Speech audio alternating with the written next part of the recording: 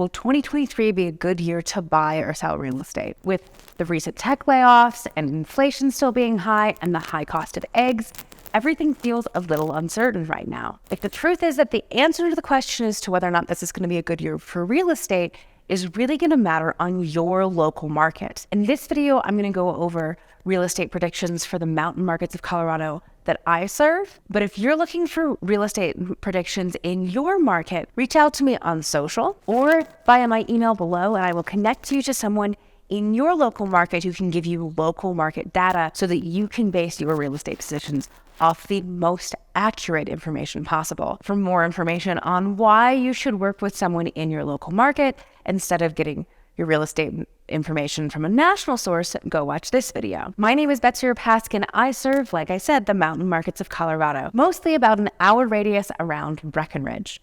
This includes Lake, Park, Summit, and Chaffee counties. So let's get into it. In order to know where we're going in 2023 in real estate, we need to look at how we wrapped up 2022. When we look at real estate stats, we look at them at rolling averages of sales. So that might be over 12 months, 6 months, 3 months. We can look at it in a month, but up here in the mountain markets of Colorado, our sales are actually pretty low in number, and a lot of times a month is not enough sales data for us to really gather good information.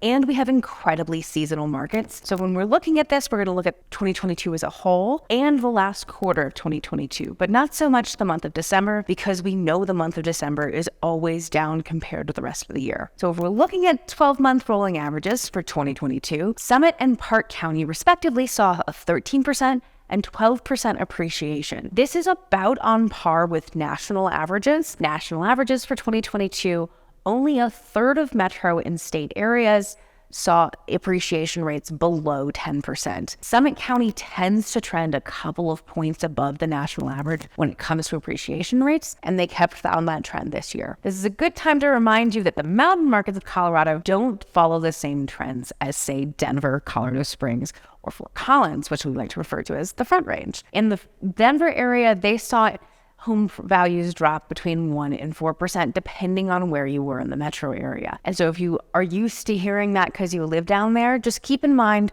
that our mountain markets don't function the same way as they do, because macroeconomic factors impact our markets differently because we are predominantly secondary homes and not primary. If we shrink our view to the last 3 months, though, we do actually see price drops up here in the mountains. Park County saw over a 30% drop in home values, and Summit County only saw 0.09. Lake and Chaffee County either held steady or went up in value. Now, before you get excited that home prices are going to be coming down up here in the mountains, there's a couple of things to keep in mind. Like I already mentioned, we're a heavily seasonal market. So fall tends to see lower home prices than in summer, which is a good thing to keep in mind. Sometimes fall is a good time to look for homes to buy if they've aged through the summer. For information on how to get a deal on that in any market, go watch this video. So while the price drops that we saw in the end of 2022 could indicate a trend, we really are going to want to look at the first months of 2023 to see if that trend is going to continue. The other thing to keep in mind, especially in Summit County, is that average overall price drop was driven by very specific parts of the county and by very specific types of properties.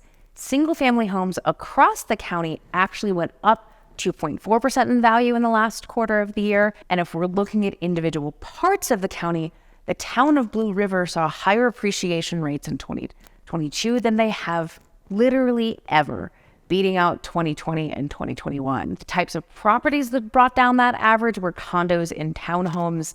And the reason that we see certain areas of town go up significantly in value, and then other zones like Zone 3 in Breckenridge, which actually saw a bit of a price drop, is mainly driven by short-term rental rules. And I'll get into how those short-term rental rules are affecting our market as a whole in the next section of this video. The last thing we look at other than home prices is how much inventory we have.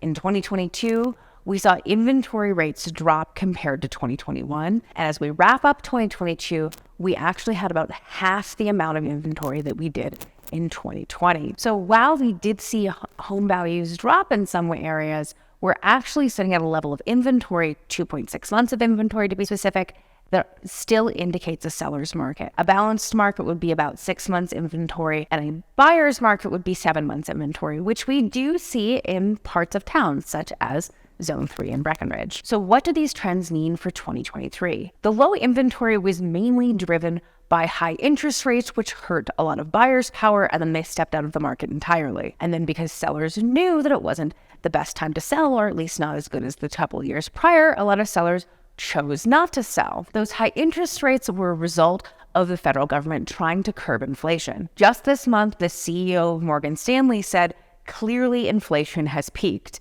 And if that is true, if inflation has peaked, then we are likely to see interest rates start to come back under control. And the biggest difference that we're going to see in 2023 versus 2022 is we're not going to have the volatility of interest rates, which scared so many buyers, on top of hurting their buying power.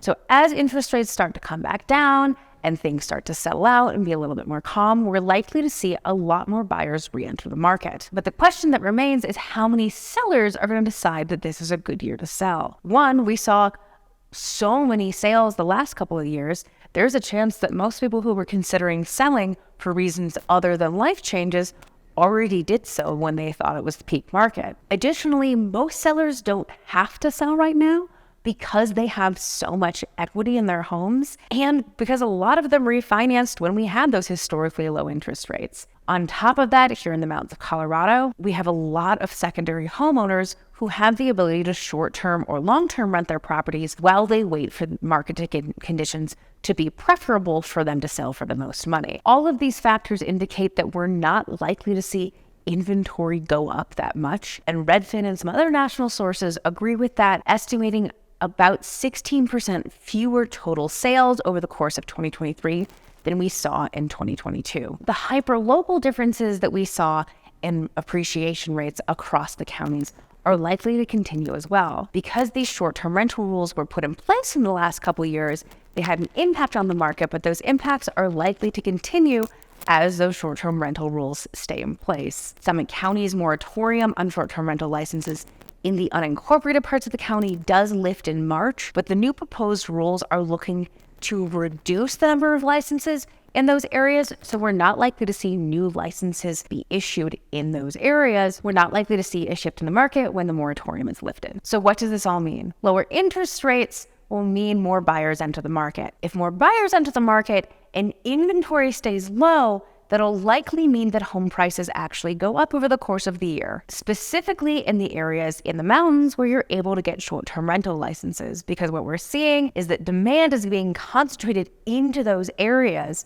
which means that home prices will go up faster in those areas than they will in the areas where you can't get a short-term rental license. So what are my recommendations? For buyers, my recommendation is that you buy sooner. Buy before the other buyers re-enter the market. Right now, in the beginning of 2023, you can still find deals. Sellers that listed in 2022 but haven't been able to sell yet. But as we see buyers re-enter the market, those deals are going to go away. If you're looking to sell in 2023, my recommendation is to talk to a realtor and do as much as you can to have your home ready to list as quickly as possible so that we can react to any market shifts that we see. Without knowing what could happen, my recommendation would be to list in peak market, which here in the mountains of Colorado tends to be early summer into August.